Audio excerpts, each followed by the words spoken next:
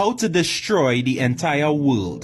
The world is made up of continents, which is made up of countries, made up of states, then cities, villages, communities, which are made up of individual homes or families. So if you want to destroy the world, you start by destroying the human family.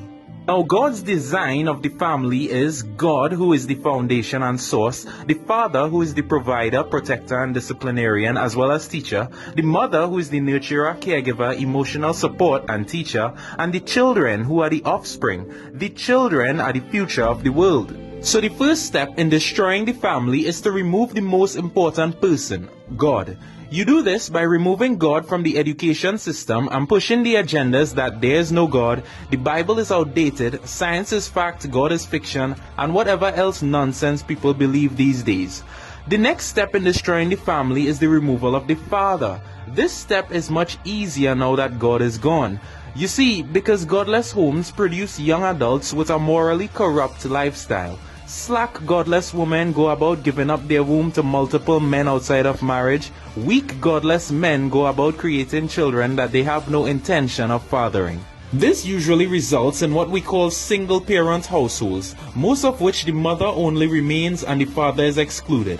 Fatherless homes proliferate fatherless homes, and now you're left with an epidemic of broken family units, with no God and no father.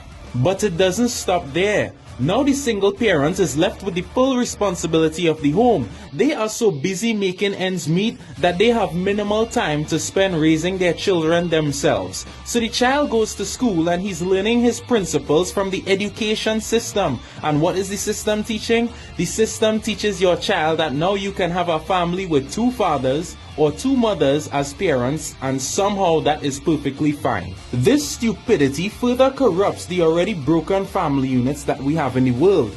Now you're left with homes that have no God and no father. Some have no mothers. Some have two mothers, two fathers. It's a complete mess. Now the result of broken godless homes is that it produces morally weak offspring. Our young men are growing up with no fear of God, no strong sense of integrity and righteousness and godly character.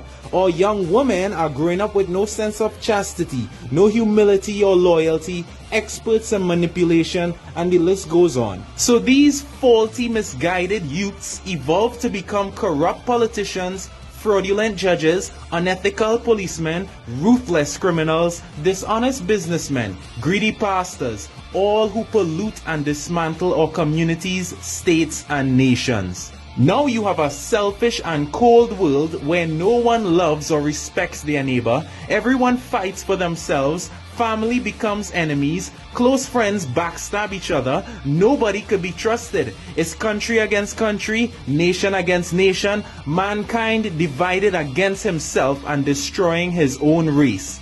It's only a matter of time before a world like this collapses and self-destructs. And it all begins with the removal of the most important member of the family, God.